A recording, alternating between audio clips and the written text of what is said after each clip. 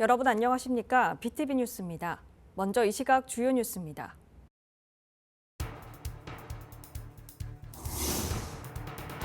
제22대 총선을 앞두고 거대 양당이 공천 심사 작업을 벌이고 있는 가운데 부산은 후보들의 윤곽이 거의 드러났습니다.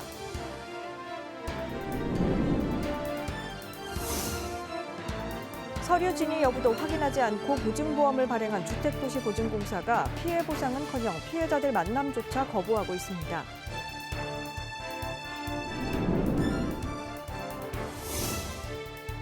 고향사랑 기부제 활성화를 위한 법률안이 통과됐지만 이 기부금이 어디에 어떻게 쓰일지는 여전히 불분명한 상황입니다.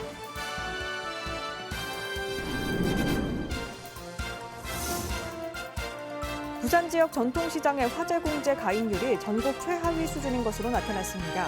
다른 지역보다 높은 보험료 자부담 비율이 저조한 가입률의 원인으로 꼽힙니다.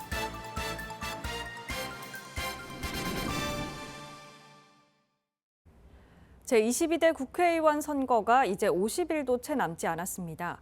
각 정당들도 공천 심사를 벌이고 있는데요.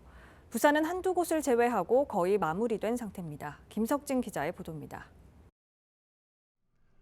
부산의 국회의원 선거구는 18개, 21일을 기준으로 민주당은 17개, 국민의힘은 16개 선거구에서 공천심사 결과를 발표했습니다.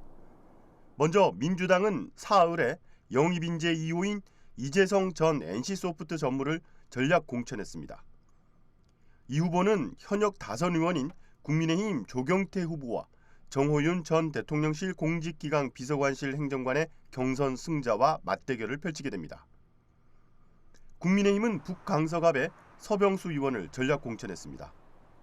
북강서갑은 3선에 도전하는 민주당 전재수 의원이 공천을 받아 현역 대결이 성사됐습니다. 북강서을은 일찌감치 후보가 정해졌습니다. 민주당의 변성환 전 부산시장 권한 대행과 국민의힘 김도읍 현역 의원이 맞붙습니다. 이번 선거에서 합구 가능성이 있는 남구는 현역 의원의 맞대결도 점쳐지고 있습니다. 하지만 민주당은 남구갑의 박재범 전 남구청장을 공천해 국민의힘 박수영 현역 의원과 대결 구도를 만들었습니다. 을 선거구엔 3선을 노리는 박재호 의원이 단수 공천을 받았고 국민의힘은 발표를 하지 않았습니다.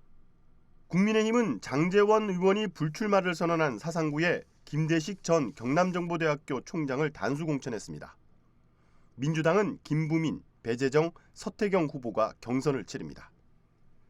민주당은 보수 텃밭으로 불리는 서구 동구에 최영욱 전 동구청장을 단수 공천했습니다. 역시 전통적 보수 텃밭인 수영구엔 국민의힘 전봉민 의원과 같은 당 장해찬 전 최고위원이 경선을 벌입니다. 부산은 남구 가불과 북강서 가불의 선거구 획정이 공천 막판 변수가 될 것으로 예상되는 가운데 양대 정당은 이달 말 늦어도 다음 달 초까진 공천 작업을 마무리할 예정입니다. BTV 뉴스 김석진입니다. 경제정의실천 시민연합과 전국농민의 총연맹 등 시민단체가 식량위기에 대응할 후보의 공천을 각 정당에 촉구했습니다. 모든 지역에서 양질의 국산 식품을 동일한 가격에 공급받을 수 있도록 하는 먹거리 기본법을 추진할 의원이 필요하다는 겁니다. 보도에 양진호 기자입니다.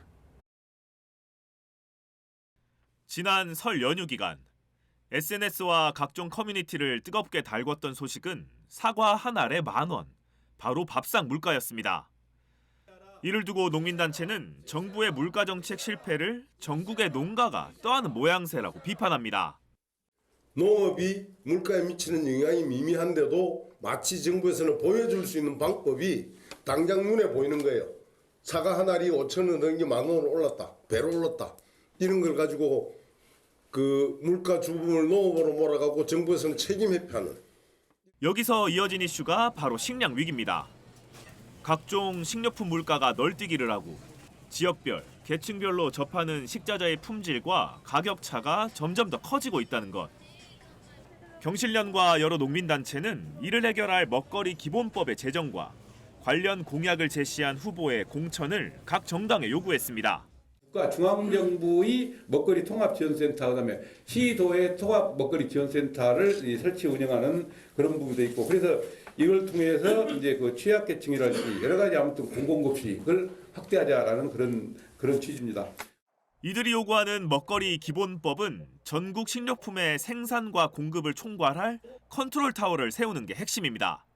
실제 최근 부산을 비롯해 전국 150여 곳의 광역, 기초자치단체가 먹거리 기본 조례를 만들었지만 이를 뒷받침할 관련법은 없습니다.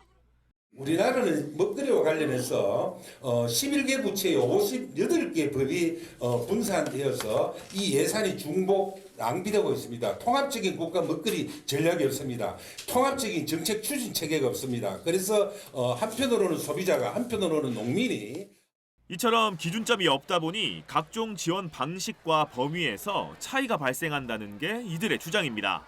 그 결과 지역별 어린이집, 초등학교 등 공공급식의 식단가에서 두세 배의 격차가 발생하고 있다는 겁니다.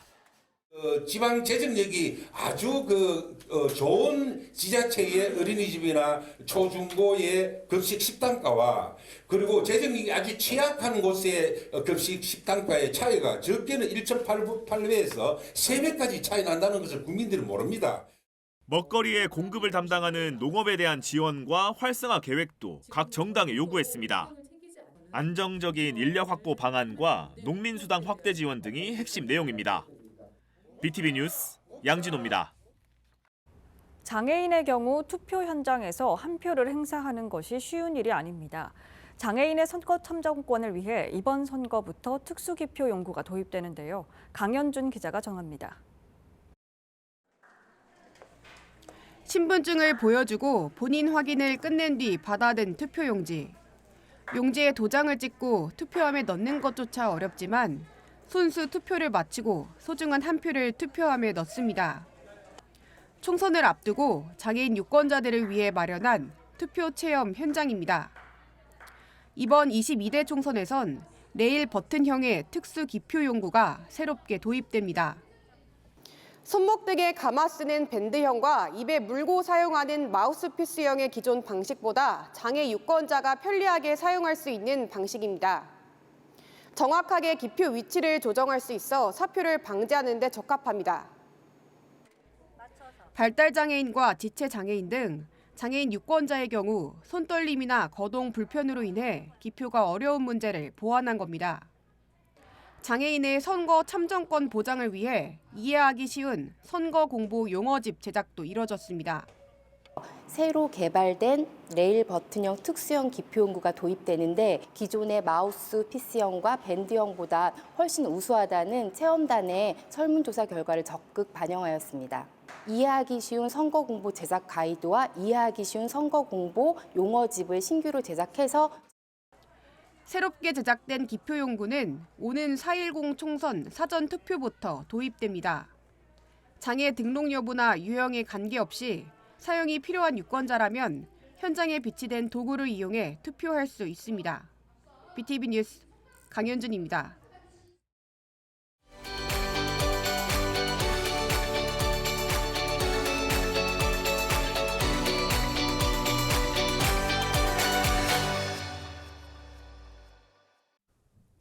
선거에서 투표를 할 때 쓰는 투표용지입니다.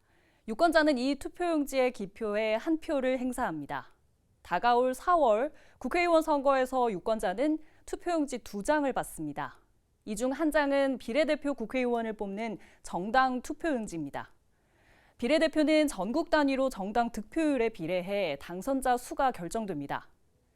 정당명을 모두 적다 보니 투표지 길이도 상당한데요. 21대 총선 때는 이 길이가 48cm에 달해 역대 최장 투표지로 기록됐습니다. 남은 한 장은 지역구 국회의원을 뽑는 투표용지인데요. 우리 동네를 위해 일했으면 하는 후보 이름 옆에 직접 기표하면 됩니다. 투표용지를 조금 더 자세히 살펴볼까요? 선거명과 후보자 정보, 기표란뿐 아니라 투표관리관 확인란, 일련 번호, 선관위 청인이 기재돼 있습니다. 선관위가 규정한 정규 투표용지의 모습입니다. 투표용지 인쇄 시기는 선거별로 다른데 국회의원 선거는 후보자 등록 마감일 9일 후 인쇄합니다. 철저한 관리 감독 아래 인쇄된 투표용지는 구시군 선관위로 옮기고요. 투표관리관의 검수를 거쳐 포장과 봉인을 합니다. 선거 당일에는 투표 참관인이 보는 곳에서 유권자들에게 투표용지를 나눠주는데요. 투표가 끝나면 투표함 투입구에 특수 봉인지를 붙이고 투표 참관인, 경찰 공무원과 동행해 투표함을 개표소로 보냅니다. 개표 이후 투표용지는 어떻게 될까요? 기표된 투표용지는 당선인의 임기 동안 보관하는데요. 이의 신청 또는 선거 관련 소송이 없거나 이미 확정 판결이 난 경우는 도중에 폐기되는 경우도 있습니다. 소중한 내 한 표 무효표가 되면 안 되겠죠. 투표 가기 전 꼭 확인해야 할 투표 방법. 투표는 반드시 정해진 기표용구로 해야 합니다. 그렇지 않은 투표용지는 무효표입니다. 서로 다른 정당, 후보자 기표란에 걸쳐서 기표하거나 2개 이상 기표란에 기표한 경우도 무효표입니다. 다만 한 정당 후보자란에만 2번 이상 기표한 것은 유효합니다. 인주가 덜 말라 묻어 있어도 어떤 후보자에게 투표했는지 명확한 경우는 유효표입니다. 기표란 이외 여백에 기표한 것도 유효표로 처리합니다. 민주주의를 위한 큰 걸음, 4월 10일 투표장에서 실현할 수 있습니다. 슬기로운 유권자 생활 이세진입니다. 나무를 위해서 희생할 수 있는 사람들. 지금 국회의원들이 그런 사람이 없잖아요. 나무를 위해서 희생하지 않고 자기들 일속만 찾잖아요. 그런 사람들만 좀 많이 나왔으면 좋겠어요. 국회의원들이 이제 해줄 수 있는 거는 먼저 자기를 잘 돌아보고 그리고 정말 세상에 맞는 어떤 기준을 빨리 확립해줬으면 좋겠습니다. 젊은 사람들이 조금 이렇게 희망을 가지고 좀 살았으면 좋겠어요. 솔직히 나도 애가 둘인데 둘 다 아직 결혼을 안 했거든요. 근데 너무 힘드니까 집 문제도 그렇고 아이들이 생활해 나가는데 나도 요번에 명절 지나면서도 보니까 물가도 너무 비싸고 그러니까 아이들한테 애를 낳아라 이게 근본적인 해결책은 아니고 좀 그런 환경을 조성해 줬으면 좋겠어요.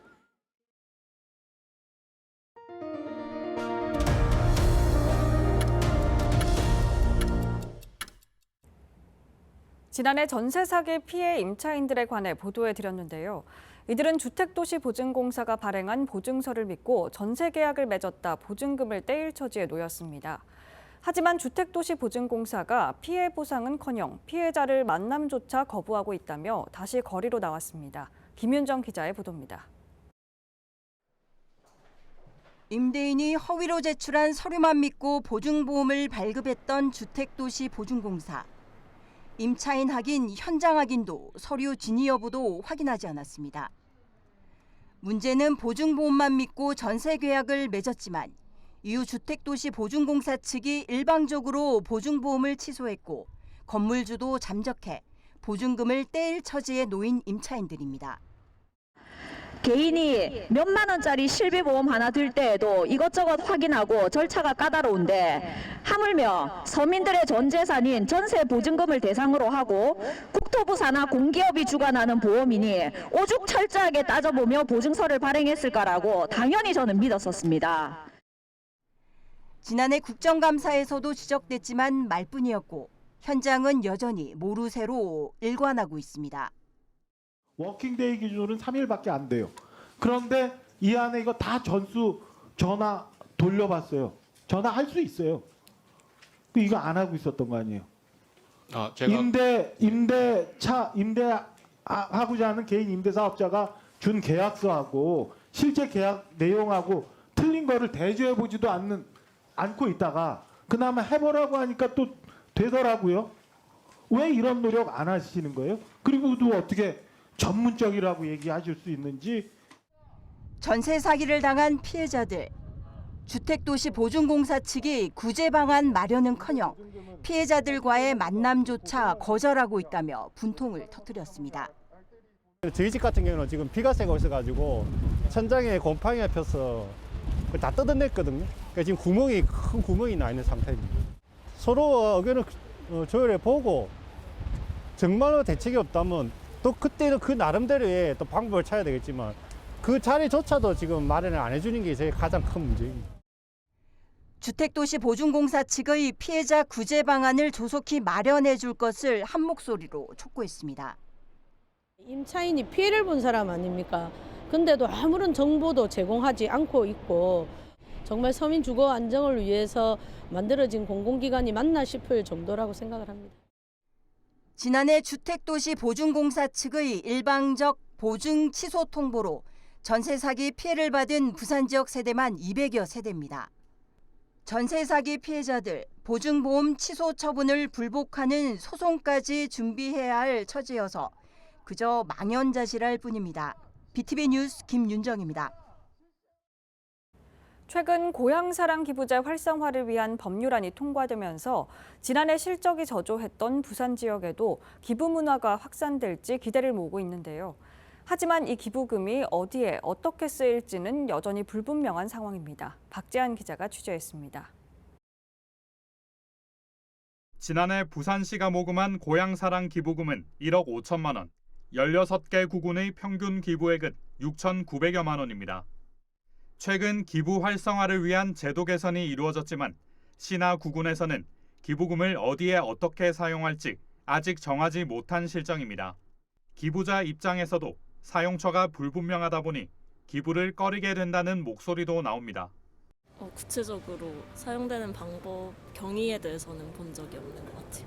기부를 한다고 하면 기부금이 사용되는 사용처에 대해서는 투명하게 밝혀야 된다고 생각하고 그런 정보가 어디에 공개되어 있는지를 뭔가 알려주는 그런 게 있으면 좀 안심하고 기부를 할 수 있지 않을까 생각합니다.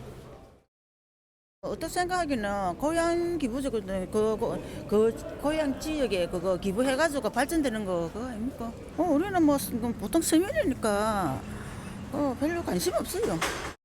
시는 기금운용 심의위원회를 운영하고 있지만 기부금 결산 정도에 그치고 있습니다. 구체적인 기금 운용 계획은 하반기에나 나올 예정입니다. 기금을 모을 수 있는 어떤 이제 여러 가지 근거가 더 마련됐다는 점은 일단 높이 살만하고요. 이제 기금 사용 심의위원회를 지금 운용을 하고 있는데 이제 그 심의위원회조차도 지금 뭐 원활하게 지금 이루어지지 않고 있습니다. 그래서 이제 충청남도나 경상남도 이런 부분은 아주 활성화가 잘 돼 있긴 한데 저희는 또 광역시 부분으로서는 조금 미흡한 감이 없지 않아 있습니다. 그동안 기금 사업의 용도가 주민의 복리 증진에 필요한 사업 등으로 모호했던 만큼 지정기부 사업 발굴 등 기금 사용 과정과 투명성이 보완돼야 할 것으로 보입니다. BTV 뉴스 박재한입니다. 전통시장은 오래된 시설이 많고 통로가 좁아 불이 날 경우 대형 화재로 번질 위험이 큽니다. 그런데 부산 지역 전통시장들의 화재 공제 가입률은 전국 최하위 수준인 것으로 나타났습니다. 장동원 기자입니다. 지난 14일 저녁 서구 충무동 해안시장에서 화재가 발생했습니다. 식당 2층 창고에서 시작된 불로 다친 사람은 없었지만 창고 집기들이 대부분 불에 탔습니다. 소상공인들이 화재를 당할 경우 복구와 보상을 위해 반드시 필요한 화재 공제가 제대로 가입돼 있지 않은 것으로 나타났습니다. 부산시의회 이종환 의원에 따르면 부산 지역 전통시장의 화재 공제 가입률은 26.3%로 전국 최하위 수준입니다. 전국 평균 29%에도 못 미치고 있습니다. 시장별 가입 점포 비율을 보면 더 심각합니다.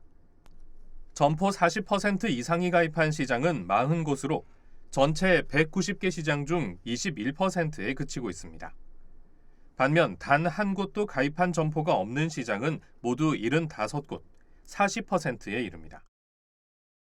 가입률 40%는 각종 지원을 받을 수 있는 중소벤처기업부 공모사업에 신청 가능한 조건 중 하나입니다. 부산 80% 전통시장은 공모사업에 신청조차 할 수 없는 겁니다. 가입률이 낮은 가장 큰 이유로는 높은 자부담 비율이 꼽힙니다. 부산의 경우 지자체가 60%, 상인이 40%를 부담합니다. 경기도 10%, 인천 20%에 비해 높은 편입니다.